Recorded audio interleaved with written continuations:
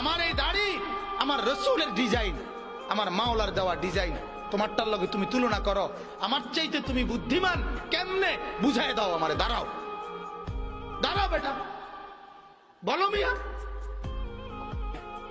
কোরআনুল কারীমে আছে আল্লাহ তাআলা বলেন, ওয়ালাকাদ খালাকনাকুম সুম্মা সাওয়ারনাকুম, বান্দা আমি তোমাকে বানিয়েছি, আমি তোমাকে সাজিয়েছি।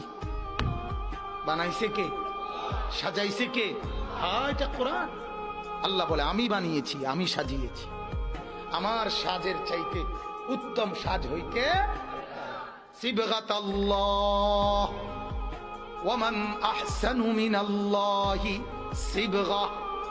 আল্লাহ বলেন বান্দা আমি মাওলার রঙে রঙিন হও, আমি মাওলার রঙের চাইতে উত্তম কোন রং ঢং আর হইতে পারে না।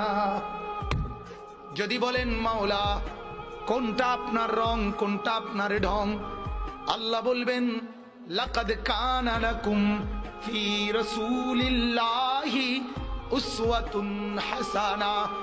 আল্লাহ বলবেন বান্দা ওই যে আমার এক বন্ধু পাঠিয়েছি, যে বন্ধুকে 63 বছর জমিনে রেখেছি, যে বন্ধুকে 23 বছর দিবানিশি তোমাদেরকে দেখিয়েছি, বন্ধুর হাসি, বন্ধুর কান্না, বন্ধুর হাঁটা, বন্ধুর চলা, বন্ধুর আহার, বন্ধুর নিদ্রা, বন্ধুর চলন, বন্ধুর বলন, বন্ধুর আচরণ, বন্ধুর উচ্চারণ, ওইগুলাই হচ্ছে আমি মাওলার রং আর ঢং। সে বন্ধুকে মুহাম্মাদুর রাসূলুল্লাহ সাল্লাল্লাহু আলাইহি ওয়াসাল্লাম। আল্লাহ বলেন বন্ধুকে দেখো, বন্ধুর মতো সাজো, আমি মাওলার মহব্বত পেয়ে যাবা।